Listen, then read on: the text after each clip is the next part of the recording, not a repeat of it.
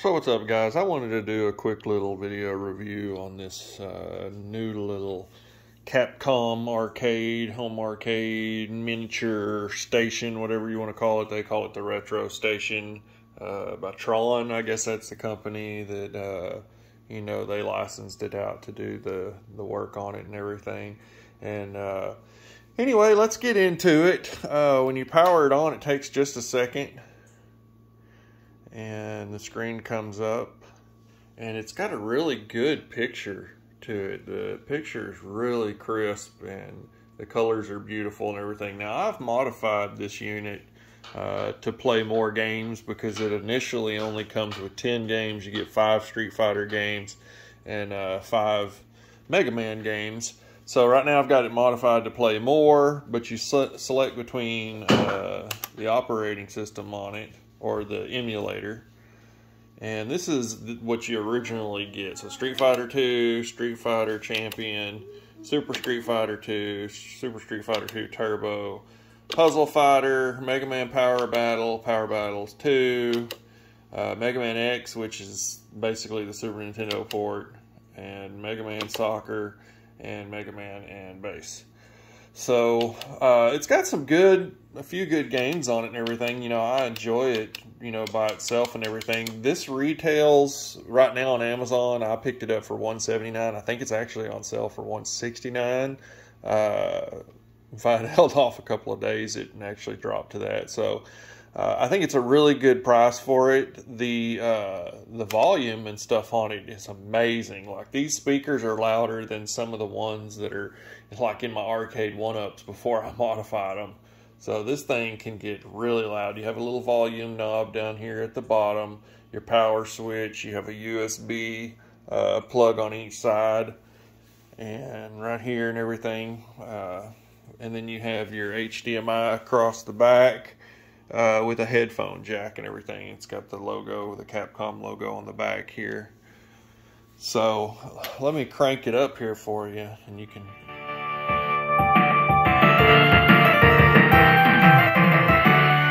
And that's not even halfway.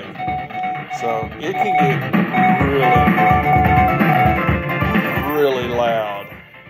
And like I said, the picture is really good and crisp. I actually have the scan lines on right now because I really like the scan lines, but you can take those off. And then it's got the, the rounded edge effect and stuff like that if you don't like the pixelated look and stuff like that.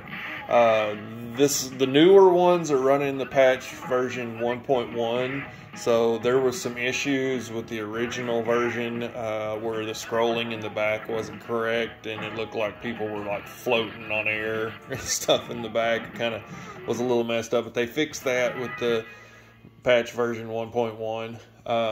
I've got a buddy online on YouTube on here that he did a really good showing how to update it if you've got the version, just the regular version, and also with the hack Neo V Sarah, Neo C Vera or something like that. I'm sorry, man, for butchering that, but I'll leave the link in the description down with his video and stuff like that showing how to do all that. So let me reset it back to the one that or the hacked version. He's also got how to hack it, and tutorial on how to add all your ROMs and stuff to it and everything. I'm not going to go through all that because it's a lot, so I'll leave that up to him, and he does a really good job of it as well. The buttons are really good. They're not like the best or anything, but they're way better than the arcade one-ups and stuff like that. The stick is pretty good. I ended up opening up from the bottom, and I put an 8-way sand wall gate on it. And so that works really well. I had to actually cut the old gate off of it because it was on so tight. But once you go octo, I mean, I'll never go back to a square gate on this machine. So anyway, I've got most of the CPS 1, 2, and a few CPS 3 games on here. All the CPS 1 games run really fluidly. Now, I've done my own artwork whenever you scroll through here and everything, how it has the little coin slot here. And I thought that was just a cool little addition. And then I added black borders around it and stuff like that. And I downloaded all my own art and everything for these. So I've just added a ton more games to it. So those are my CPS1 games, CPS2 games, you know, GigaWing. It plays all these really well. I didn't notice any really bad slowdown in any of these. Mars Matrix and stuff plays beautifully. And, you know, X-Men versus Street Fighter plays beautifully. All the alphas and stuff like that. Pro Gear and 1944. So I didn't put any of the vertical shoot 'em ups on here because it squishes it a little too much. So these are all full screen games. So like I said, not all the CPS games. And then I've got Third Strike and Double Impact on here. They play about half speed. A little more than half speed, but they're completely playable.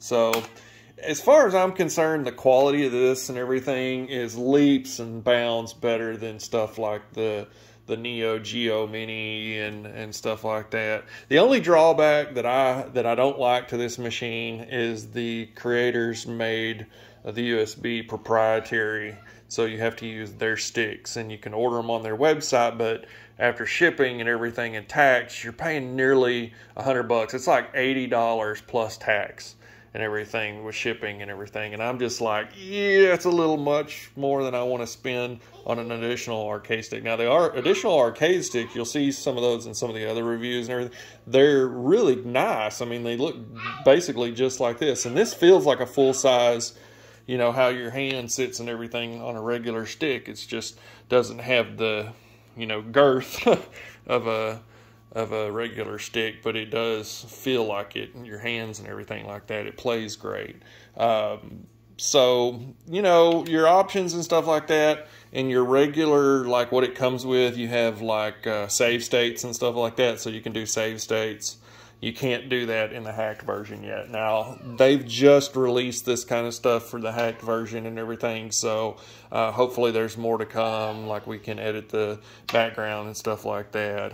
Hopefully they can modify it to where we can use third-party USB sticks and stuff like that, because I've got a crap ton of them, and that would be nice. So, like I said, this retails for a little under $200, and I really can't recommend it enough. It fits really good in my entertainment center, in my game room and stuff like that.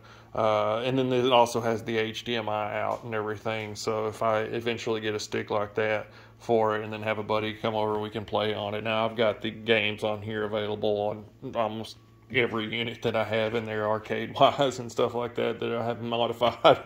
So I don't know how much I'll play 2 players on this, but it would be kind of cool, you know, me and my son sitting in the living room playing it or something like that. You know, it's really lightweight. It's not super heavy or anything like that.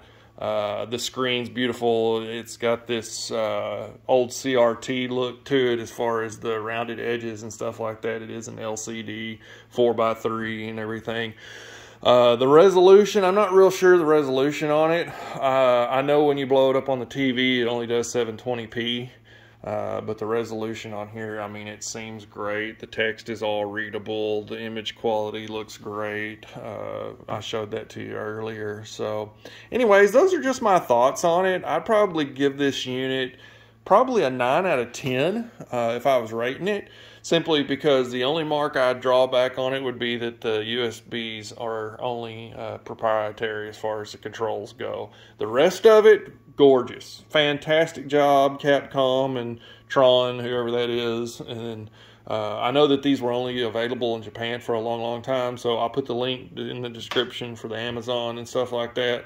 So anyway, thanks for checking me out. Appreciate y'all watching. Take care. Bye.